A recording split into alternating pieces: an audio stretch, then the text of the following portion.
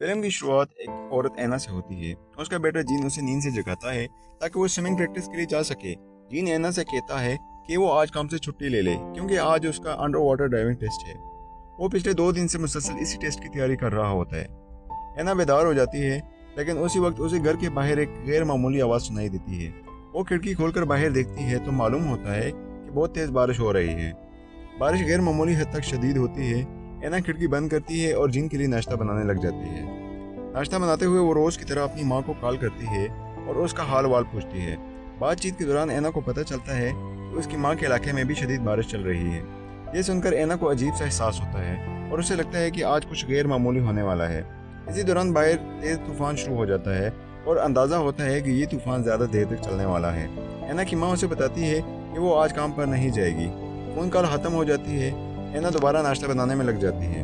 अचानक वो देखती है कि फर्श पर पानी जमा होने लगता है। शुरू में पानी बहुत आहिस्ता आहिस्ता बढ़ता है, लेकिन चंद लम्हों में सूरत हाल अजीब और गरीब हो जाती है। ऐना सामने वाली खिड़की से बाहर देखती है तो मंजर देखकर चौंक जाती है। वो देखती है कि ऊंची ऊंची पानी की लहरें पूरे इलाके को अपनी लपेट में ले रही हैं। इमारतें, सड़कें और गाड़ियां पानी में डूबती जा रही होती हैं। ऐना का चेहरा खौफ और उलझन से भर जाता है। इसी लम्हे बिल्डिंग के अलार्म सिस्टम से एक ऐलान होता है। बिल्डिंग मैनेजमेंट की जानिब से वार्निंग दी जाती है कि एक बड़ा सैलाब आ चुका है और पानी तेज़ी से ऊपर की तरफ बढ़ रहा है।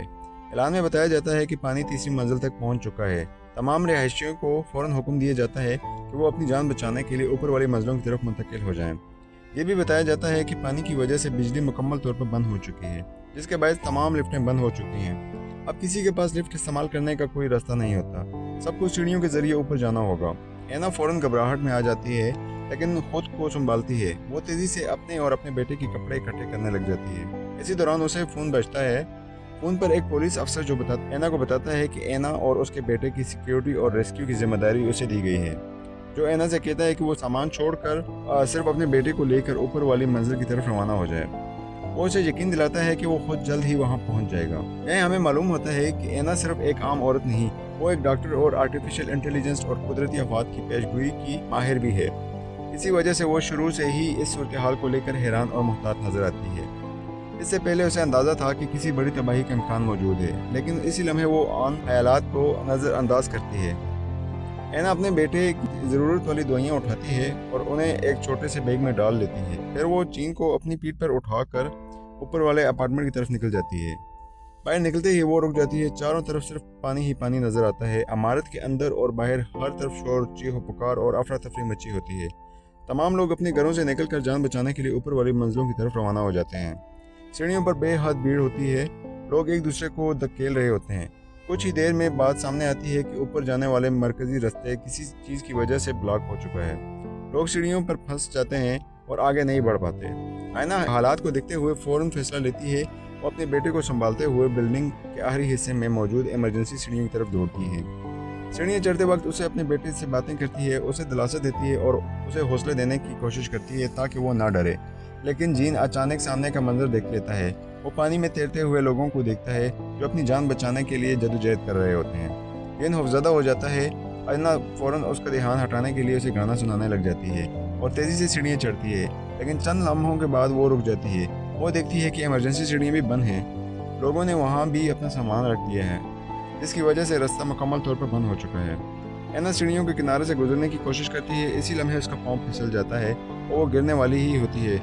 बमुश्किल वो खुद को संभाल लेती है। इसके पास कोई और रास्ता नहीं बचता, लिहाजा वो वापस मेन सीढ़ियों की तरफ रवाना हो जाती है। वहाँ उसे सामने वाली इमारत में जो नज़र आ जाता है, जो उसे तलाश कर रहा होता है। ऐना उसे ज़ोर से आवाज़ देती है और हाथ के इशारे से उसे अपनी जगह बता देती है। लेकिन इसी लम्हे ऐना को शदीद झटका लगता है। उसे एहसास होता है कि जीन उसके साथ नहीं है। वो घबरा कर इर्द गिर्द देखना शुरू कर देती है। देखती है कि जीन एक करीबी पड़ोसी के अपार्टमेंट के अंदर जा रहा है। ऐना फ़ौरन उस अपार्टमेंट की तरफ दौड़ती है। वो अपार्टमेंट में दाखिल होती है और तेज़ी से जीन की तरफ पीछे जाती है, लेकिन उस वक्त एक खौफनाक मंजर सामने आता है। ऊंची पानी की लहरें तेज़ी से उनकी तरफ बढ़ रही होती हैं। पानी ज़बरदस्त दबाव के साथ खिड़कियों को तोड़ देता है। जैसे ही पानी पूरे अपार्टमेंट में भर जाता है, ऐना के जहन में अचानक एक पुरानी याद ताज़ा हो जाती है। वो खुद को अपने शोहर के साथ एक कार में देखती है। शदीद बारिश हो रही होती है और उनकी कार पानी में डूब रही होती है। कार के अंदर पानी तेज़ी से भर रहा होता है और दोनों अपनी जान बचाने की कोशिश कर रहे होते हैं, लेकिन ऐना फ़ौरन इस याद से बाहर आती है وہ خود کو संभालती है और पानी के अंदर तैरते हुए जीन को ढूंढने लग जाती है। अपार्टमेंट मुकम्मल तौर पर डूबा हुआ होता है, हर तरफ अंधेरा और अफरा तफरी होती है। एना पानी के नीचे अपनी सांस रोके हुए होती है और एक कमरे में देखते जाती है। इसी दौरान बदकिस्मती से उसके हाथ से जीन की दवाइयों वाला बैग छूट जाता है। वो पानी में कहीं बह जाता है। एना इसकी तरफ हाथ बढ़ाती है लेकिन वो बैग उसकी पहुंच से दूर होता जा रहा होता है। वो मजबूरन ऊपर की तरफ ऊपर आकर वो गहरी सांस लेती है, खुद को संभालती है और दोबारा पानी के अंदर गोता लगाती है। अब वो मज़ीद गहराई में जाती है। वो डूबते हुए फर्नीचर, टूटी हुई चीज़ों और पानी में तैरती हुई लाशों के दरमियान से गुजरती हुई उसका दिल ज़ोर ज़ोर से धड़क रहा होता है, लेकिन वो हिम्मत नहीं हारती। आखिरकार से जीन नज़र आ जाता है। वो पानी के अंदर बेहोश पड़ा होता है। एना फ़ौरन उसकी तरफ बढ़ती है और उसे मजबूती से पकड़ती है और उसे ऊपर की तरफ ले जाने की कोशिश करती है, जो पूरी ताकत के साथ एना को सहारा देता है। जीन बेहोश होता है, ये जो फ़ौरन ज़मीन पर घुटने टेक कर बैठ जाता है और जीन को सीपीआर देना शुरू कर देता है। वो मुसलसल दबाव डालकर उसे सांस देने की कोशिश करता है। चंद लम्हों बाद जीन को खांसते हुए होश आ जाता है। उसके मुंह से पानी निकलता है। एना फ़ौरन अपने बेटे को गले लगा लेती है। वो कांप रही होती है, रो रही होती है और जीन को मजबूती से पकड़ रखती है, जो एना को तसल्ली देता है और उसे कहता है कि वो महफूज हैं। इसके बाद जो अपना रिकॉर्डर ऑन करता है और ऑफिशियल रिपोर्ट रिकॉर्ड करने के लिए वो रिपोर्ट में कहता है कि उसने डॉक्टर एना और उसके बेटे को कामयाबी से रेस्क्यू कर लिया है, जो एना को बताता है कि अब उन्हें इस बिल्डिंग से निकलना। वो कहता है कि उन्हें रूफ टॉप पर जाना है क्योंकि कुछ देर में वहाँ एक हेलीकॉप्टर उन्हें निकालने के लिए आ रहा है। जब वो सीढ़ी की तरफ बढ़ते हैं तो जीन अचानक बोलता है कि वो कहता है कि उसे कई साल पुराना एक हादसा याद आ गया है। वो हादसा जब बड़ी पानी में गिर गई थी। जीन बताता है कि उस हादसे में उसके वालिद की मौत हो गई थी। ये सुनकर एना रुक जाती है। वो फ़ौरन जीन को दरमियान में रोक देती है। वो नहीं चाहती कि जीन दोबारा इस सदमे को याद करे। एना जीन को खामोश कराने और पुरसकून करने के लिए गाना गाने लग जाती है। वो नरम आवाज़ में गाती है ताकि जीन का ध्यान बढ़ जाए।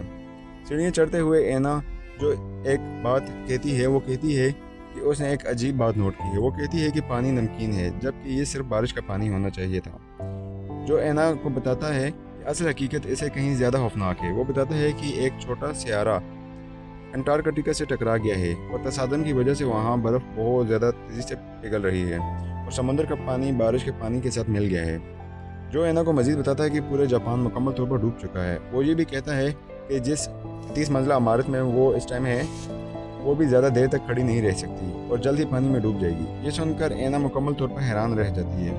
वो जो से पूछती है कि अगर ये तबाही इतनी बड़ी थी तो माहिरीन ने इसकी पेशगी पहले क्यों नहीं की, जो जवाब देता है कि माहिरीन को इस तबाही का अंदाज़ा तो था लेकिन वो दुरुस्त तैयारी नहीं कर सके। वो एना को ये भी बताता है कि हालात इस हद तक बिगड़ चुके हैं कि आज पूरी दुनिया ख़त्म होने के इम्कान पे है। वो कहता है कि ये दिन इंसानी नस्ल के खात्मे का दिन हो सकता है।